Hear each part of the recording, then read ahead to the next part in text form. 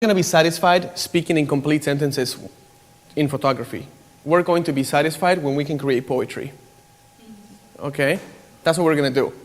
When your photos look like everyone else's photos, it's because you're just doing complete sentences. But when your photos look like a work of art, you're creating poetry with photography.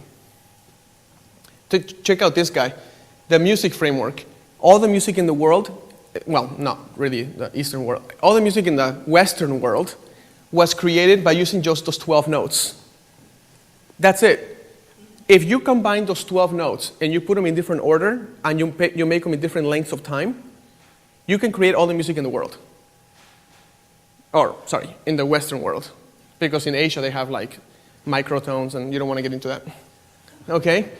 So, now that you have these notes, if I give you a piano and I say, here are the 12 notes, play Mozart, Symphony number 5, you're going to be like, what the heck do I do with these 12 notes? You have the tools, you don't know what to do with them. It's like saying, you have your flash, you have your lens, you have your camera, you don't know what the hell to do with them. It's the same type of thing.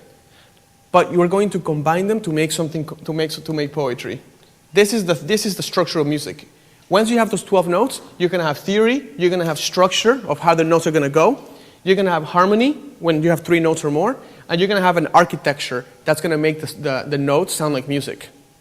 Just like you're going to have your cameras, your lenses, and your flashes, and your reflector make music in a pose, okay? These are all the types of music that you can play.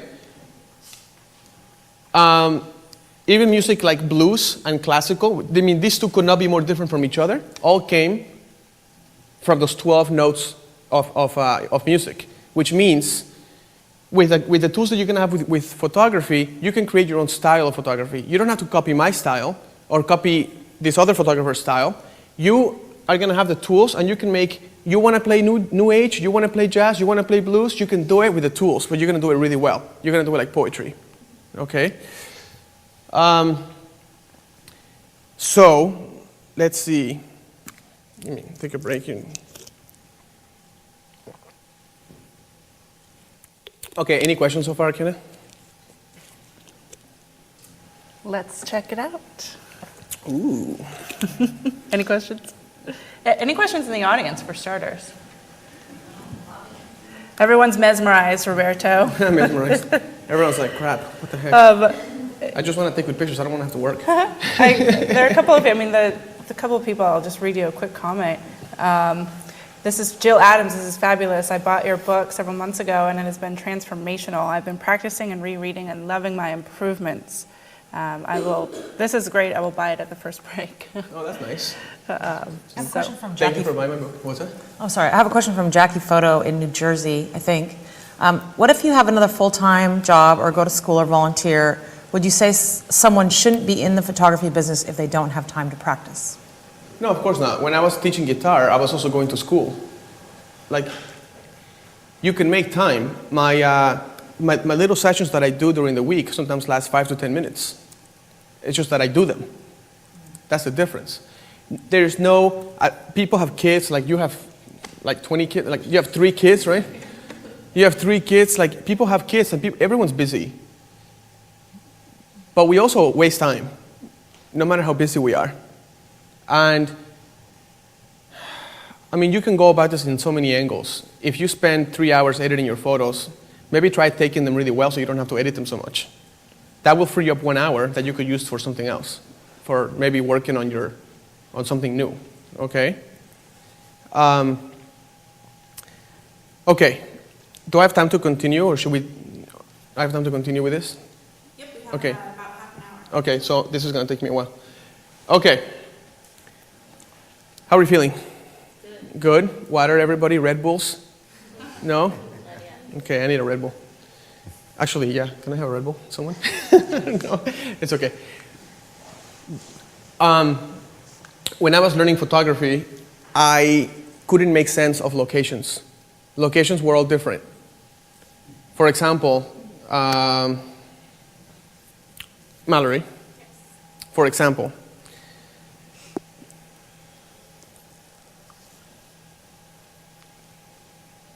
what do you see in front of you? In front of me, the fireplace. A fireplace. Good. Pepe, what do you see underneath your feet? What is this called? A rug? What is this? It's a rug. Fantastic. What happens if you go to a new location and they don't have a rug? Improvise. Right? Like, what happens if you have, what I mean is there's about 10 trillion objects you're going to run into in photography. 10 trillion. Or maybe that's an understatement. Maybe like 50 bazillion trillion elements. So instead of looking at the elements for what objects they are, the only way it would make sense to me to not be limited by those particular objects is to transform them in my eye from what they are to what form they make.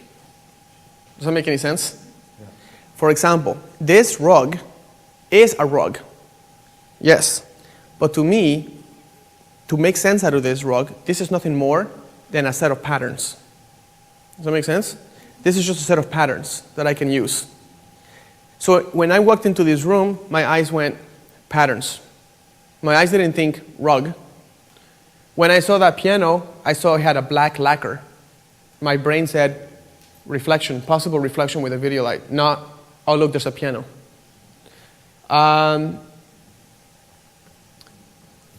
When I saw the fireplace, first of all, this is like a fake fire. Like, I'm not getting any heat from this whatsoever. Right, nothing. When I saw this fireplace, I saw a square, not just a fireplace. When I saw that mirror, it wasn't just a mirror. That mirror has a frame, and that frame is full of rectangles, and look at all the rectangles this mirror has.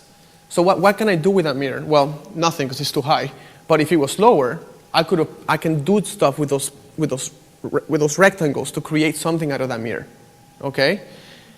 You see that wall over there? That wall next to that curtain, that's not a wall. That's a single color background. It's monochromatic. If you have a single color behind your subjects, are you going to distract from your subjects? Absolutely not.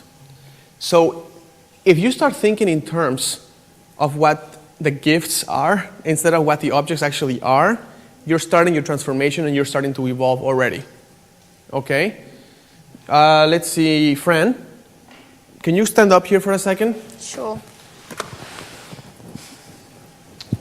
Okay, forget the fact that they're candles. What shape do they make? Like cylinders. Correct. Okay. You see this little tool here? The vase. The vase? You see that there's a shadow in the back of the vase? Yes. So now you have a white wall, you can cast a shadow on that white wall, can't you? Yeah. So now a wall not only is a clean color background for your subjects, but now it's a potential shadow that you could create. Does that make sense? Yeah. Before you sat down in that couch, you probably would have thought that's just a vase and those are just candles. Yeah. But now you realize if I have a blank wall, I can do two things. Well, more than that, but I can do two things. I can make my subjects stand out because there's no distraction because it's a seamless one single color background. Right. I can, do you see this? You see how this background has like a texture to it? Yeah, I noticed that. Okay. Is that a problem? Texture is distracting to your subject, so how do you fix it? Okay. You change your aperture. You go further away, So you put your subjects here, this becomes a creamy white because it's all blurry now. blurry. Does that make sense? Yeah. But the wall can also leave behind this shadow and it can leave behind its color, which is what you want because it's a seamless color, Right. right? You have a couch here. The Yes. couch is made out of a neutral pastel-y color. Yeah. If you're going to be shooting details and stuff or anything like that, this is going to be a good background for you because it doesn't have any crazy polka dot patterns or anything like that. Does that make sense? So it's not distracting. It's not distracting. So it's also an opportunity for you to put the person sitting down on the floor and rest their back. You can do a lot of different things with this. Right. Look at that wall over there. You see that shadow by that lamp? Yeah. See how it just starts to go endless? Yeah, it does. That's why it's important to look at locations not for what objects they are, but what forms they make and what gifts they can give you. Okay? Okay, thank you, friend. No worries. So this is where all this comes from. Now I'm going to go through them real quickly because I don't know if people can read this online. But this is talking about geometry of things. When I drove into this place, I saw this, there was like geometry everywhere, okay? Now remember, don't look at the driveway as a driveway, look at it as some sort of form, geometric form you can use, okay? Balance is complicated. Chapter 2 in my book, by the way. Balance with objects. There's balance with objects, and then there's balance with people. For example, I'm going to draw in my little whiteboard.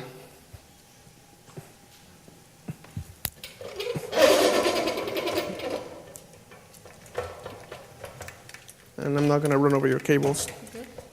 That's probably a good thing, right?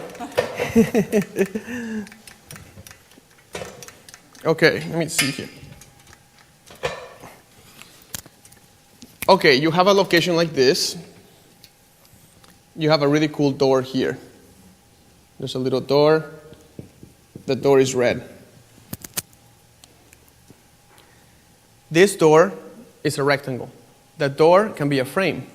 And frame is part of my location chart. So if you look at this is like playing a little game. It's like you pull little things and you kind of use them. You're like, this location has reflection, symmetry, color elements, frames, walls. See what I mean? Now what can you do with all these things? Thousands of stuff. That's the problem. That's why it takes a long time. Okay, frames. You have a background like that. You want to use the frame. So most people would put their subject inside the frame. Is that fair to say? Because trust me, I'm a judge for the photo competitions. I see the doors, I see the person inside the door all the time. Now what's wrong with this picture? No balance. See, this is an element of interest. So I want to write this down here. Element. I'm going to put elements of interest. Who should be your main element of interest? Your subjects. So any other element of interest has to either not compete with your subjects. Any other element of interest has to balance your subjects, so it can be harmonious, or whatever you say it. Is that right? Did I pronounce it okay? So if you have a person here, I look at the scene and I say, this distance from here to here should be pretty equal to the distance between here and here. And then I'll put my subjects there. Does that make sense? Yeah. Now, why does this distance have to be similar? It's a balance. Right. Like what happens if you have a photo?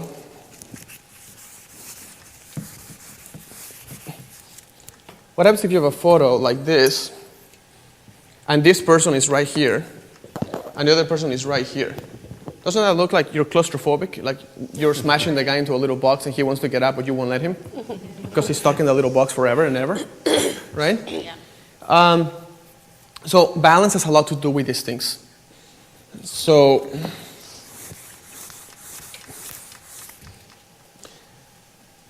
once we get out to do the photo shoot, you always have to ask yourself, if you have multiple elements of interest in a scene, which you always do, which interest point do you choose to balance with?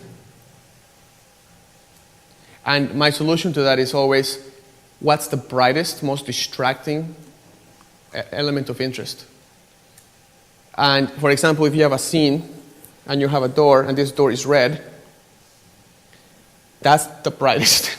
So let's say you have clouds and you have a tree. I mean, that's not a tree, that's a person. You have a tree, you have little branches, it's happy, okay?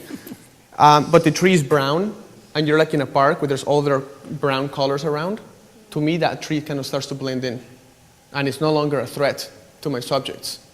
But that red door is screaming, look at me. Don't look at the subjects, look at me. I am the door and I am red. I demand attention. See what I'm saying? So if you ever have that, ask yourself, what's the brightest, most distracting? If you don't have one that's really bright, then ask yourself, what's the biggest? Okay, and if you don't have a biggest, then you're in big trouble. Actually, the other one is, what is repetitive? Like, which one is the brightest, most distracting? The next one is, which one's the biggest element in the scene that's going to be distracting? And the third is, which parts of these elements are repetitive? They're repeating each other. And if you find, like, let's say you have some grass, and the grass is going to go on like this. Where do you put the person now? On the left. You have a tree here. Where do you put the person? On the left. If the tree's not distracting, then you would put it The tree's same no longer, dis- it's not the same distracting you distance- because it's the same kind of color. the same distance from the edge of the frame on This the is going to other side. distract, the viewer of your photo is going to be more attracted to the repetition. So you want to balance it with this, not with this. If you put your subjects here, because you were trying to balance with the tree, you're going to be screwing up your photo right away. By the way, that's just a little taste of one of them. That's just a taste of one square. I mean, this can go on for a long time. But when you go home, especially the person that has kids and stuff, you all have 5 minutes to go outside and walk around. You can, without a camera, you can just be like, that's repetitive, that's the brightest, that's the biggest. That's repetitive, that's the brightest, that's the biggest. And then when you walk into a scene, you're like, that's the brightest, stand over here. That's repetitive, stand over here. Then you start to learn how to make poetry instead of just words or sentences. Okay? Okay, let's talk about shadows, which is going to be a pretty big subject. Shadows, how much time do I have? Because I have a lot to go over. I'm going to speed up. We have 15 minutes till the first break, but we can adjust that, or It's okay. depends on how we... Shadows, guys, are things, if you have shadows in your environment that are already there, then you can use the shadow. And the shadow will become the brightest because it's the most contrasting. It's the most distracting. So you can either put the person right there and don't balance it, or you can balance with the shadow. Does that make sense? You can create shadows. Like you can use...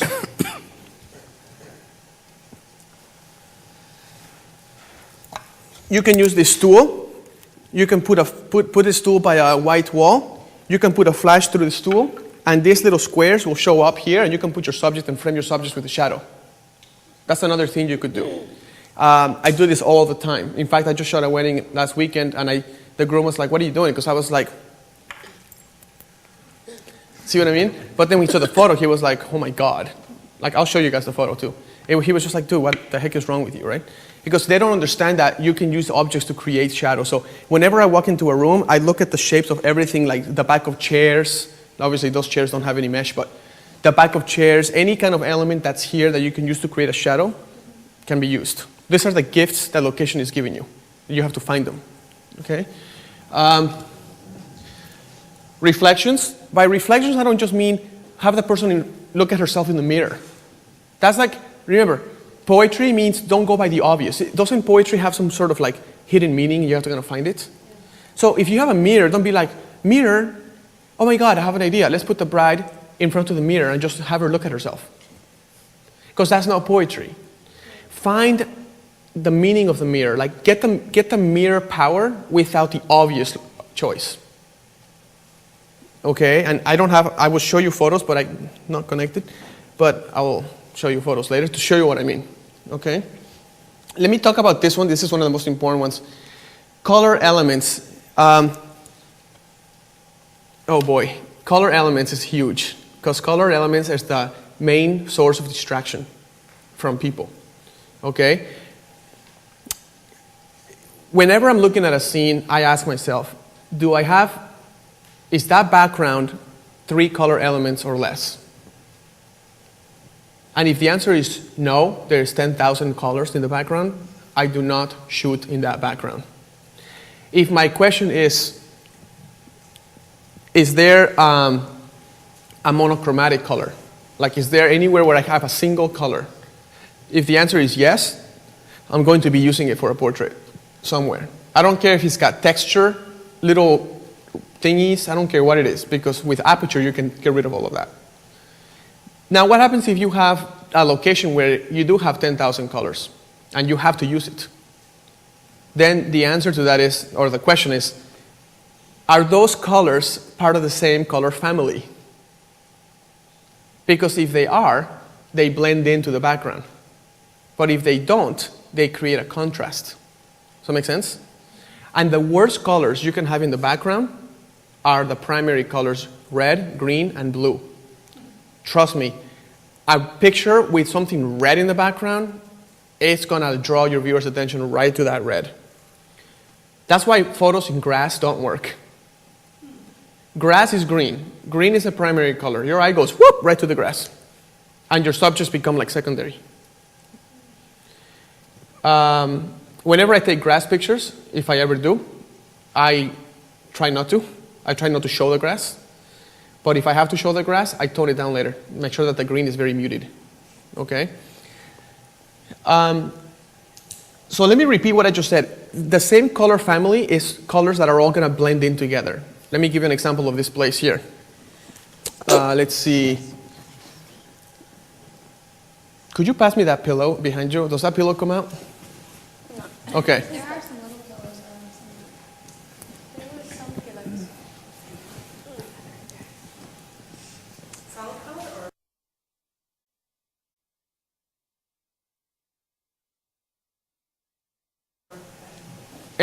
Here we go. Okay. If you went to Photoshop and you put your little eyedropper into this, there's going to be about 10,000 million colors here. Is that not right? Oh, even better. But are these colors all part of the same color family? Are they all different shades of brown?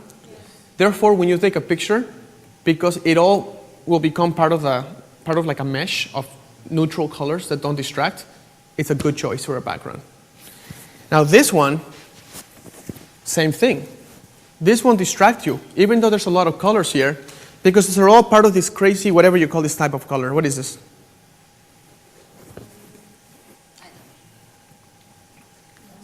Yeah, it's like a rustic, right? These in the background, and this is a little more dangerous because it's got kind of like a red, right? But it's not really red, it's kind of like a wine color, like a burgundy or something.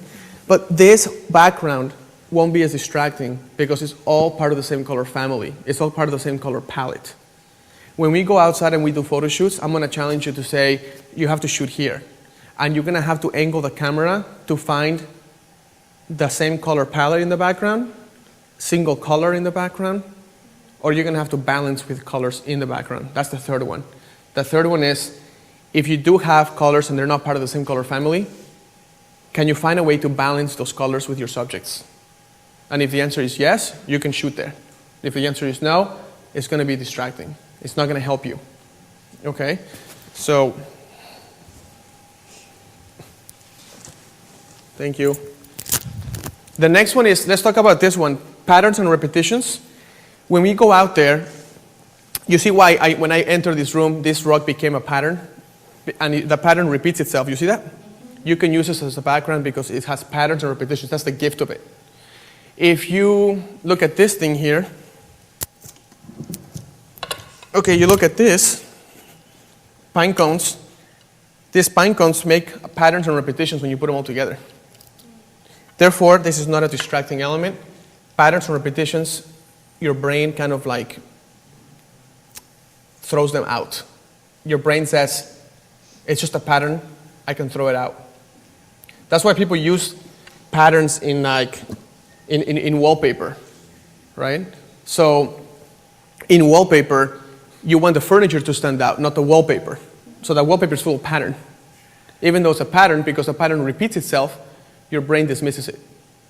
So when we go out, I'm gonna ask you, where's the pattern and a repetition here? And then you're gonna learn to use it with balance. You have to put all these things together, okay?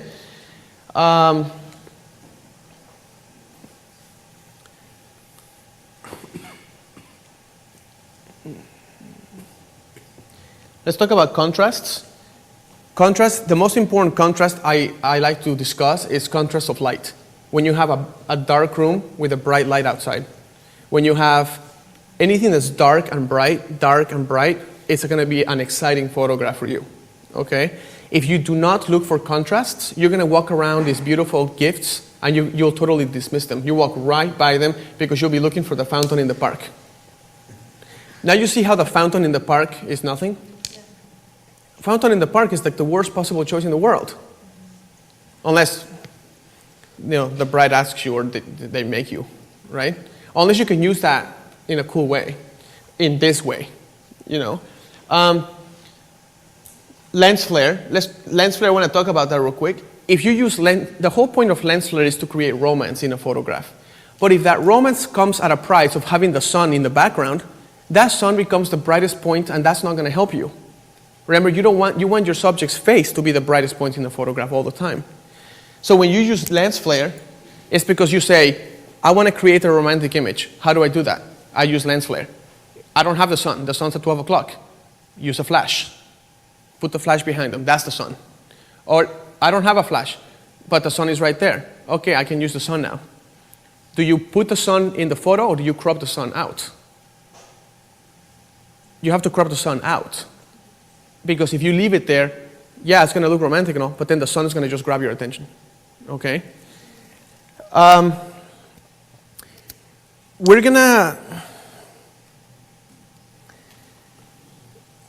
to go on break, and I talked about some of those most important ones, like the frames and the repetitions and all this stuff. When we come back, we're going to start doing the photo reviews by everybody. And I'm going to discuss these little anchor points for posing, which became like my grammar for posing. This, I call them my lucky sevens, because it's 7, 7, 7. This is what I do all the time. 7 points here, 7 points here, and 7 execution points. Those 21 points, if you know them, you memorize them, and you master them, you will not have 110, 1,000 poses in an hour. You will have 10 million to choose from for the rest of your life. You will not have 10 poses in 10 seconds. You will have unlimited poses for the rest of your life. Okay? So we'll discuss. Can we jump to slide, I don't know. Can we jump to slide 20? It's on you. Yeah, but I have a. You have to just kind of go through them. Oh, I see. There's Until you no. find the one you want. This is the 7. And we'll discuss them, okay? Straight spine, position head tilting by. This is going to sound very complicated. We'll do this when we come back from the break. But you can take a look at them right now. Roberto, I'm so excited to have a million, billion Yeah. posing techniques. It's 1.25 million. Oh, okay. Yeah. Let me reel that back Yeah. in a little bit. We want to make sure we keep it understated. It's 1.25. What I mean is it will be pretty hard for you to run out of ideas. Yeah. Okay. All That right, sounds guys. amazing. So Do you want to we'll take go on some break. Q&A before Yeah, we please. go to break? Yeah. All right, let's ask some questions. Do we have any questions in the audience? Oh, we do? Earlier you said you could use this rug as a background. In general, how would you make a rug a background? Like just shooting from above, mostly? Yeah. Okay. I mean, if you cannot stand to get a good vantage point, then you can use the 16 to 35 millimeter, which is going to make it look like you're 20 feet up in the air. If you zoom out to 60 millimeters, if you do point and shoot, you will develop this crazy depth. It's going to look like you're 20 feet up in the air. Of course, remember what I said. No matter what photo you take, no matter what you do, your subject's face has to be the brightest point of the photo. Like, fix that somehow. I mean, we're going to be talking about how to create equal ratios of the body. I mean, it gets pretty heavy, which is why you can always review this, rewind and play it again, and rewind and play it again. You're going to need to. Practice. Okay? You're going to need to practice. Yeah, just going to have to go over it a lot of times. We have a couple more more questions. questions. and Yeah. then we'll go. Okay. Ask away. All right, a couple people have asked. This Elvis Say had asked how to balance the colors of the background with the color of clothes. Which ones are better? And Andy Martin had also asked, does this color theory apply to the clothing the client wears? No. The colors that your client wears doesn't have anything to do with what I was talking about. I was talking about the colors of the background. whatever's going to be in your frame behind your subjects is what I was talking about, okay? Remember, just red, green, and blues are dangerous colors to have in your background unless they are a single color. I did not know that. Yeah, it comes from watching. I get very obsessed with studying photography. I don't know if you can tell. But 10,000 bazillion photos afterwards, you start to realize, why does this photo not look very good if everything is so nice about it? And then you realize you can't enjoy the photo because your eye's all over the place, because your brain won't let you. Right. It's like, here's red, here's green, here's blue. It's like, you know what I mean? Here's a frame. It's like the picture's very weighted on the right. You have a frame, you have a person, you have all this stuff happening on the right side, and there's like nothing on the left, and it's just like, I hate it. You know what I mean? And you don't know what's wrong, but something's wrong. Right. One more question for you, maybe, before we go to break. No, yeah, ask away. Okay, yeah. cool. So a couple people asked this, Debbie and CC Liz and Alana Damron, who's saying, how do you practice if you don't have a subject to shoot every day? And say if you are a wedding photographer, do you set up fake weddings or do you practice in other ways? Okay, if you make your practice sessions complicated, you're never going to do it. Like what I said earlier today, you don't have to have anyone except your eyes and take a 5-minute walk and try to identify these elements in the scene in front of you.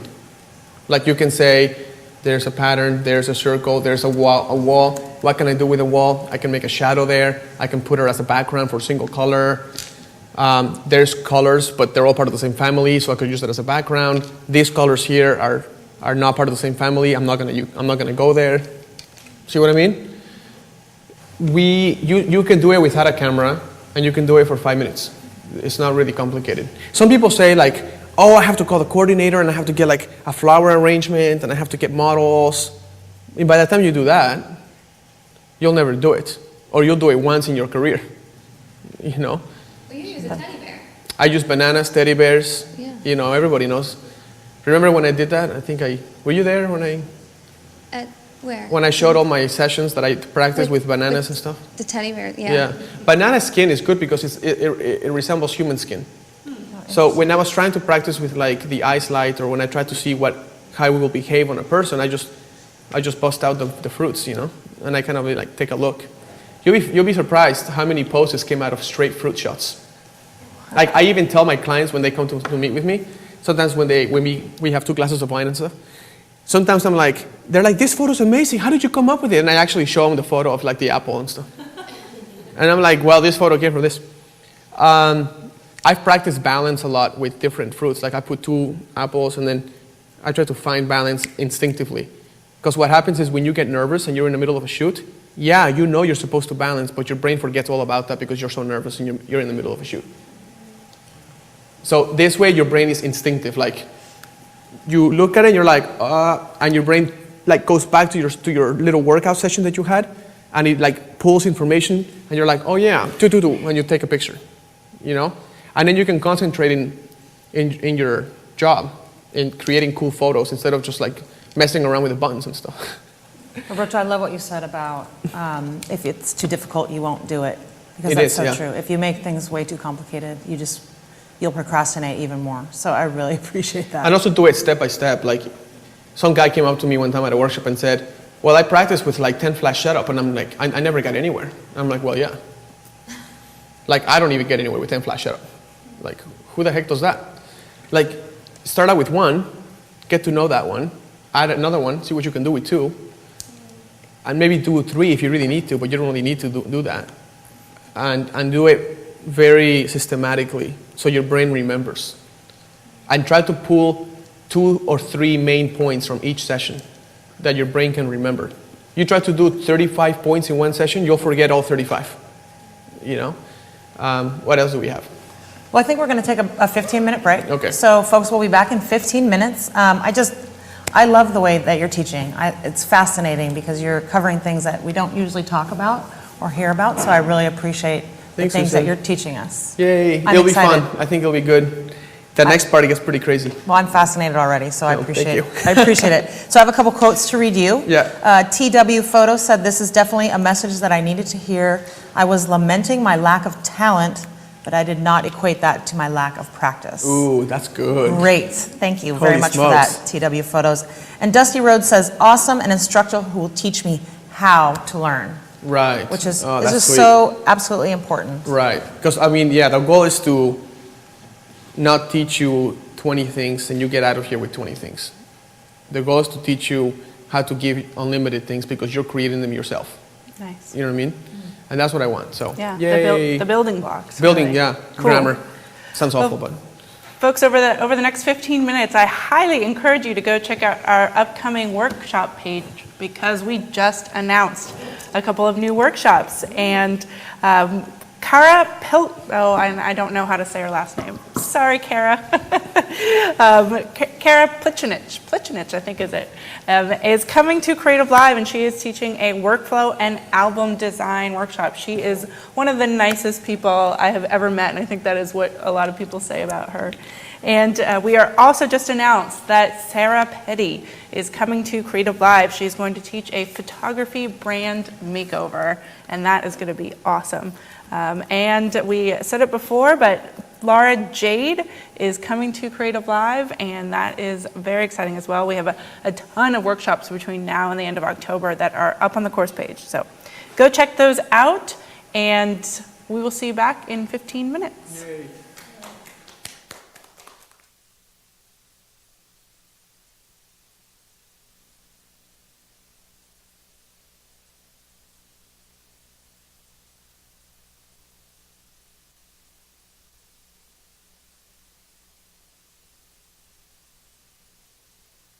Hello everyone, I'm Ioana and I'm here to give you an exclusive look into the modeling industry and walk away with legitimate knowledge. At the beginning of my journey, I made a lot of mistakes, and I find that very common amongst up-and-coming models. As I progressed in my career, I was able to learn from these mistakes, develop my skills, and work my way to the top. I'm so excited to be partnering up with Creative Live and celebrity photographer Matthew Jordan Smith. Through the course, I'll be giving you pointers to increase your chances of being discovered and possibly signing with an elite agency. Alright, so let me tell you what's going to be happening during this course. On September 11th and the 12th, I will be working single-handedly with each of the models. On the 13th and the 15th, Matthew will be working with young photographers, and I'll be using the models who I've taught and trained to put their skills to the test by working in front of the camera with Matthew and his photographers.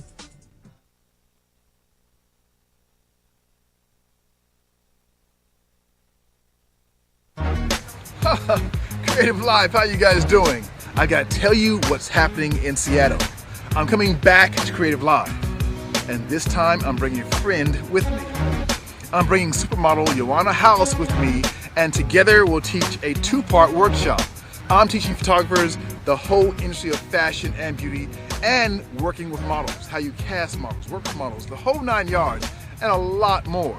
So join us in Seattle on September the 11th through the 15th. We're teaching you guys some great stuff. Well, I gotta get back to work, so. I hope to see you soon. I'm Matthew Jordan Smith, signing out.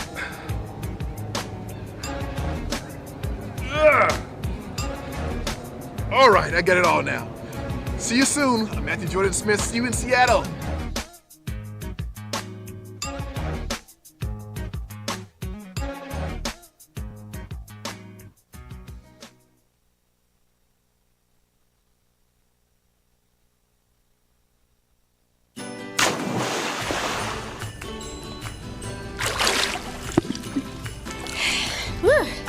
Hi, my name is Lisa Snyder. I'm the author of the Photoshop series of Missing Manuals, and I would like to invite you to join me for a deep dive into Photoshop on September 17th, 18th, and 19th. We'll spend a full day on selections, a full day on adjustment layers, and a full day on smart objects. Whether you've been using the program 10 days or 10 years, you're going to learn a slew of time-saving and practical techniques in this workshop.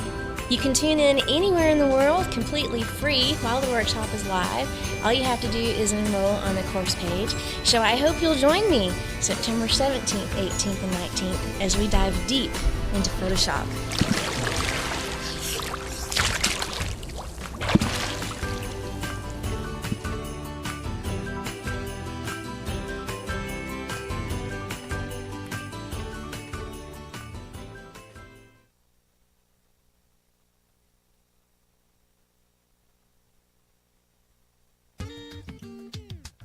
Hey friends, it's Kevin Kubota, and I'm going to be with you live on Creative Live, September 20th, 21st, and 22nd.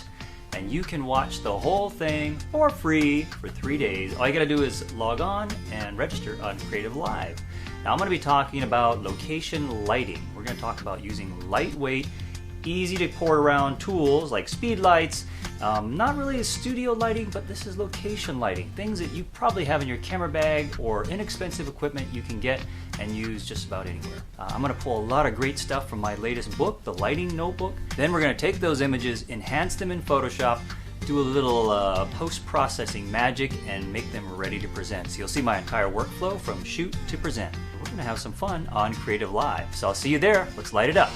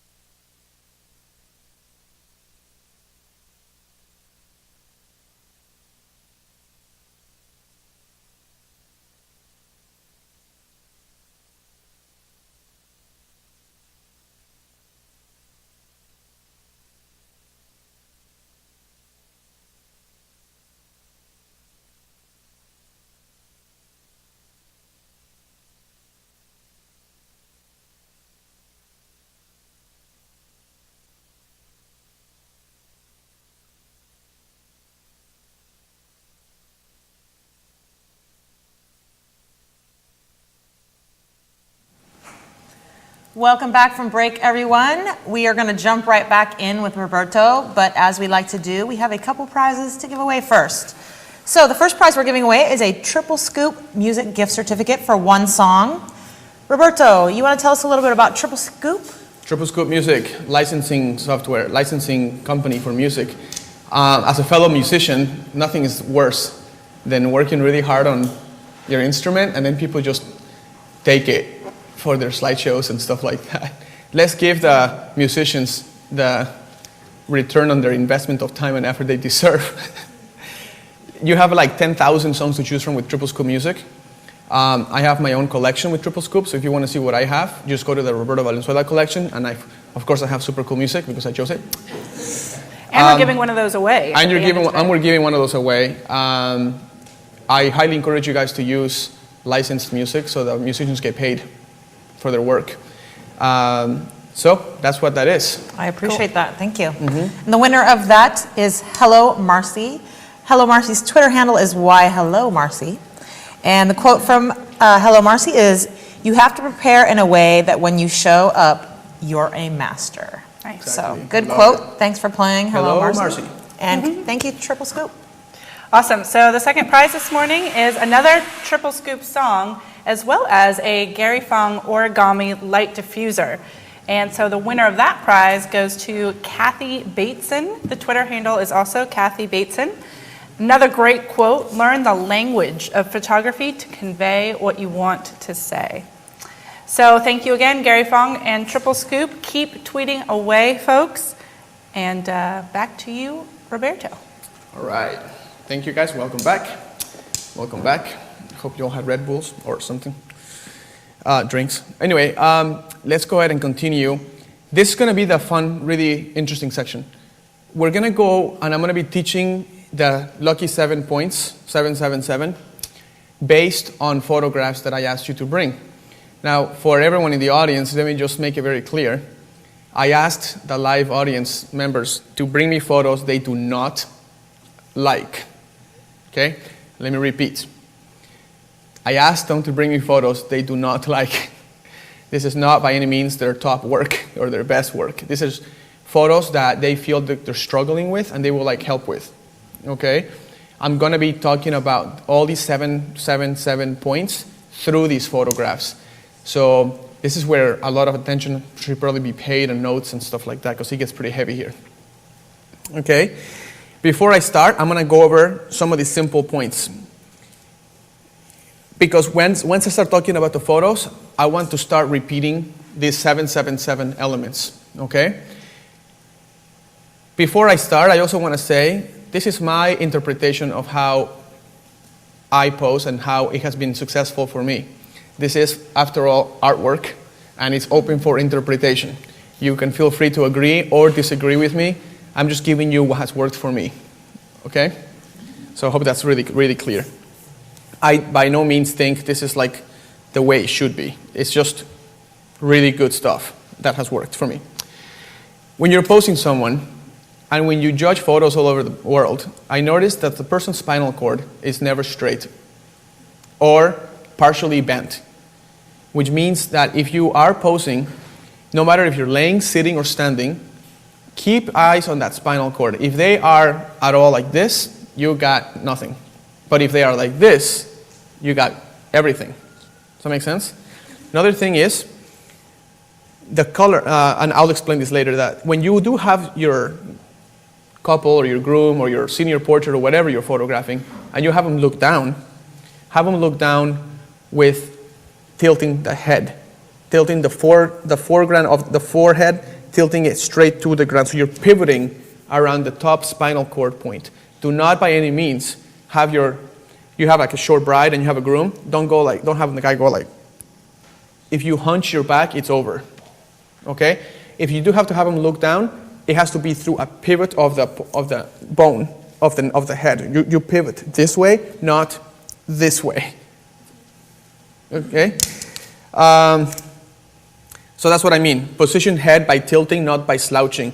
Also, if you want the energy to be mutual, you need to magnetize their heads towards each other. So if you have a boy and a girl, they magnetize their heads towards each other. Avoid, oh, this is a big one. Avoid 90-degree angles on the arms, on the wrists, and on the legs. You have a question? I was just going to ask what you mean by magnetize heads. So if you have a